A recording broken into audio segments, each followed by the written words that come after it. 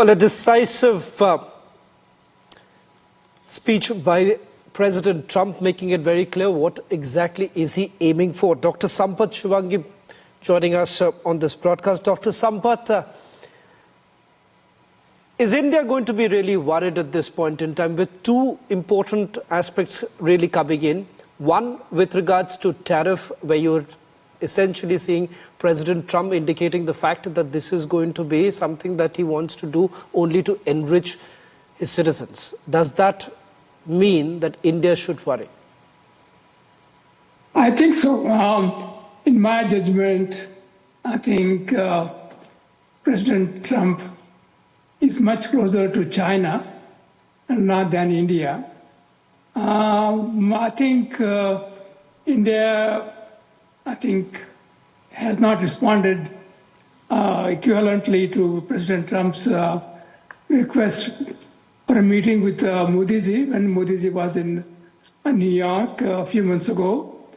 I think we know President Trump is a very demanding personality. I think he's not, in my judgment, right now, he is not very happy with India, and tariffs may go against India, unless we go one step ahead and come to terms with Washington in some way or somehow. We have good relations with Marco Rubio, the Secretary of State, and we have good contacts with Congress and the Senate. I think we must use it and make sure that India is in the best position than China. Of course, the TikTok has become a big issue in the US-China relationship, and Trump is willing to forgo or forget what TikTok has done to US economy. So I think that is even an example. Dr. Sampat, unlike many of the analysts, you've been extremely cautious here. Alexander, thank you very much for returning to Republic TV. Alexander, for those who have been watching President Trump, this does not really come across as a surprise. In fact, he's very clear as to what is he going to offer, starting with the executive orders. But does that once again mean that this time it's way different than his first term, when he had essentially relied heavily on the vice presidential candidate, Mike Pence, at that point in time, particularly the choices that he has essentially made? He's decided how his roadmap is going to look like. Who exactly should be really worried?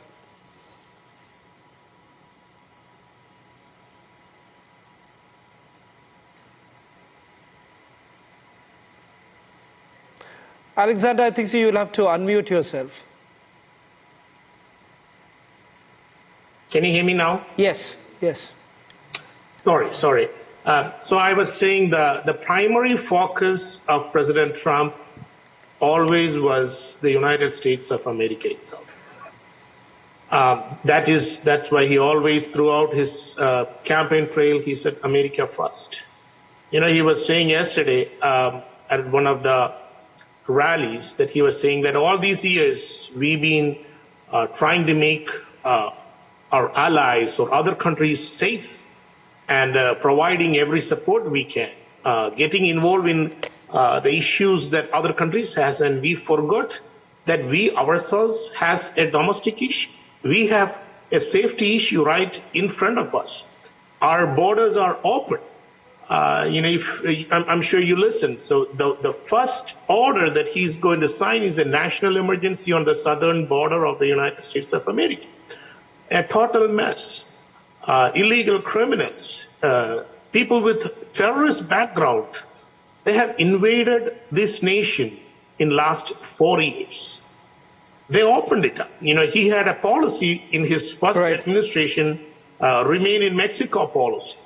So they repealed it. They just shut down that, and they just allowed anybody and everybody to enter into this nation. See, we are not against immigrants. We are not against any proper immigration policy. We are definitely against the criminal invasion of the nation. That is the primary focus. So I think in regards to all the foreign policies and relationships with India, China, it's all definitely there, but it's all secondary as of now. The primary focus is definitely the nation first, the financial, the economic condition of the nation. That is his primary focus, and I believe that's where we need to start right now. Unless we fix our own nation, we can't help others. That is where we are at right now. Mark, deriding your predecessor, that too during the inauguration function, many would say that that's a departure from what we have seen in the past. And perhaps this inauguration has seen a departure from the past, particularly with JD Vance being sworn in first. Of course, this entire program also happening indoors. So there are a lot of changes that have essentially been brought in. Does that indicate the characteristic of the second presidency of Trump? Well, that's a great question, and there have been some unusual circumstances, but I think it's well warranted. I think something that's probably not broadcasted very widely is that there are safety concerns. Unlike I think any other president has had in the past, we have seen at least 2 official assassination attempts. I think there's been much more assassination threats. And so having it indoors, of course, they said that, it's cold outside, so we need people inside. But I think that also makes it a much more secure inauguration. And so that's probably why we're seeing this. This is a very unique situation. We've seen a lot of new precedents set, not just in inauguration and the processes, but we've also seen a lot of new precedents set as far as prosecuting former presidents goes. And so we hope to make use of that in the new administration. If the Democrats want to set new precedents, we should use those precedents to go ahead and move forward. But I think that's part of, to answer your question directly, I think it's necessary for security, but also we're seeing essentially an American renaissance, renewal, a golden age coming forward. And so it's going to necessitate some changes in policies and the way we do things. But President Trump is, probably the most hated president in a long time by the radical left. They see him as a huge threat. And so I think we're going to continue to see security threats. And so things are going to be a little different, a little tighter. But that's all for the best and to keep the president safe. Dov, if I can also bring you in right now, a lot has been made about the ceasefire agreement, which was brokered, as President Trump was indicating, a day before he assumed office. But the bigger challenge essentially remains with regards to Russia, Ukraine, and not much has been spoken about by his administration. Which way is it really headed? How exactly would he be perhaps bringing both of them on the negotiating table? And that remains the biggest challenge, despite the kind of assurances that he has made during the entire campaigning. Well, first of all, I want to reiterate what you just heard about safety for Mr. Trump. People probably don't know this, maybe Americans don't know this, but in 1860, when Abraham Lincoln was elected, he had death threats, and he had to go by train from Illinois to Washington. And he had to literally sneak into Washington in the early hours of the morning because he was afraid, not he, his people were afraid of death threats. There were apparently some plots against him. So Mr. Trump has every reason, having been shot at a couple of times, to worry about his safety. And so I think that what you just heard about why it was in the Capitol, why things were done a little bit differently, there's a good reason for that. Now, on the question of Ukraine, look, Mr. Trump feels, and I think with some justice, that he should have at least had a serious chance at a Nobel Peace Prize, having pulled off the Abraham Accords. Nobody had done anything like that. You might talk about Jimmy Carter, but then again, Yasser Arafat got a Nobel Peace Prize, and he didn't deliver anything. Obama got a Peace Prize. I don't know what he delivered because he got it just as he took office. So Trump has a reason to be, A, resentful, and B, to hope he can get it. And obviously, getting an agreement on Ukraine would make him a leading candidate for the Peace Prize. Now, a lot of people suspect that he's going to cut off aid to Ukraine. I'm not so sure. First of all, he's got a Secretary of State and a National Security Advisor, and, in fact, General Kellogg, who is the lead person on Ukraine, who are supportive of Ukraine to a greater or lesser extent. Secondly, if you're going to get a deal, you have to have a situation where both sides feel that there's something to protect and something to get out of it. He knows this. He's been a negotiator. And so I wouldn't be so sure that he will sell Ukraine down the river. And, oh, by the way, if Putin tries to play games with him, and I've written about this publicly, Trump is not the kind of guy to take intimidation lightly. He hits back. And so I think Putin needs to be very careful about how he handles Mr. Trump. I think that Trump is going to work very hard. His team is going to work very hard to get some kind of deal. The French president, Macron, has already said Ukraine has to come to terms with reality. That's what deals are about. You don't win it all. You don't lose it all. Trump understands that. So I think you'll see activity on Ukraine.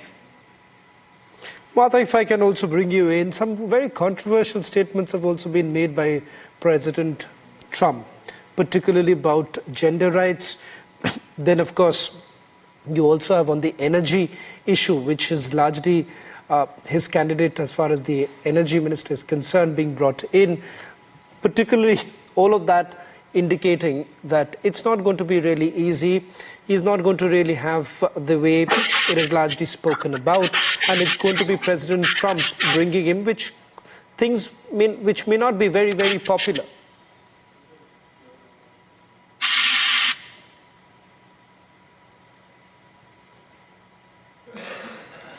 Sorry, whom did you address the question to? Martha, that question was for you. Okay, so a couple of things, let me address that. First of all, I think the ball is in India's court. I think Jaishankar is the key. There are a few issues. Economically, you look at the BRICS, I think that has not pleased Mr. Trump. And I think Modi and Jaishankar Modi ji and Jaishankar ji are in a very good position to bring that resolution to the Ukraine conflict. I think it's a golden opportunity because, China, Russia, and the other, North Korea, of course, has joined them. And India has been on the fence, and they have been the conduit between United States and them. But joining BRICS might have kind of increased created that abrasion. So I think even United States is slowly creeping towards cryptocurrency. I don't think they are going to use the dollar going forward, maybe in the future with Elon Musk being there. They are highly favored, and you looked at the cryptocurrency stocks, they jumped nearly 12,000%. So I think, making use of the current situation and setting horses for courses, I think India is in a very good position to work with the Trump administration. As you know, he made a special mention of Vance. I think he's highly appreciative of that couple. He feels they're a very intelligent couple. And so I don't think he has any prejudice on any of these nations, but I think he will maneuver carefully politically to bring about world peace and peace through strength and economic stability and, of course, securing our border and bringing in meritocracy and then making, all access and all activities through legal means and stop all this illegal activity. Nishant, how do you really look at certain statements that he has essentially made, particularly in the past, vis-a-vis China and India? What we have also seen, given the fact that perhaps India is among the few nations who wouldn't be extremely nervous with President Trump really coming into the picture right now. All right. Sean, firstly, thanks for having me here. It's a very emotional day for us, hundreds and thousands of people, who are members of Republican Party who have worked very hard over the last 1.5 years for this day to come. And having heard President Trump yesterday at the Capital One Arena and today at the inaugural speech, we are all very sure that the president will lead this country in the right direction with spirit and grace. And we, as his cheerleaders, will be cheering in from the sidelines. I think the president is very well positioned in this term as he was as compared to the last term. He's a lot more prepared. His priorities are very clear, both in the domestic and in the international arena.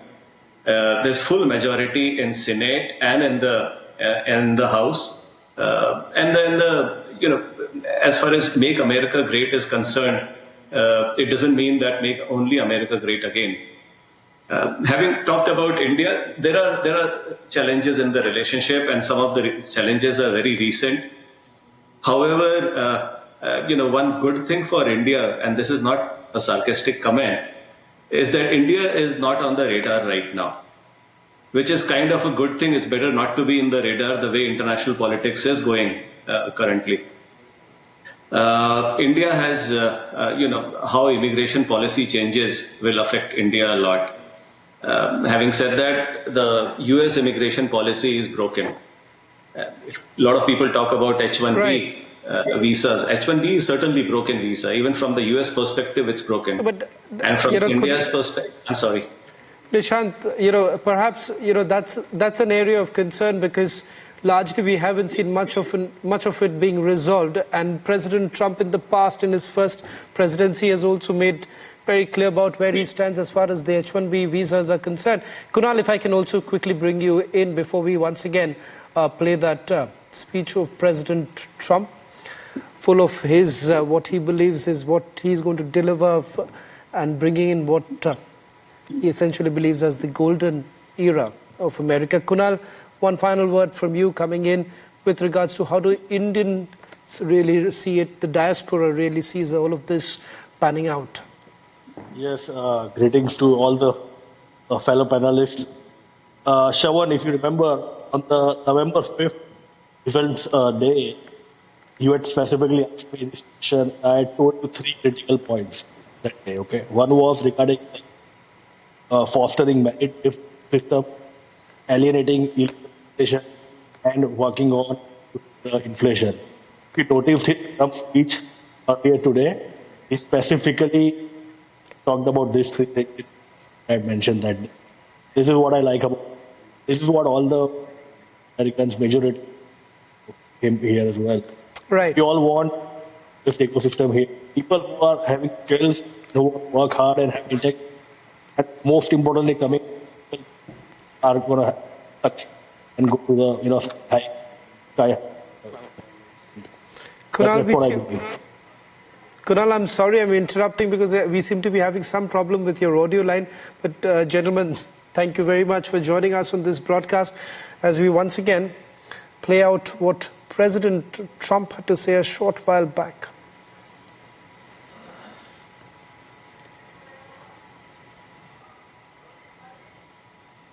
Please raise your right hand and repeat after me. I, Donald John Trump, do solemnly swear. I, Donald John Trump, do solemnly swear. That I will faithfully execute. That I will faithfully execute. The office of President of the United States. The office of President of the United States. And will, to the best of my ability. And will, to the best of my ability. Preserve, protect, and defend. Preserve, protect, and defend. The Constitution of the United States. The Constitution of the United States. So help me God. So help me God. Congratulations, Mr. President.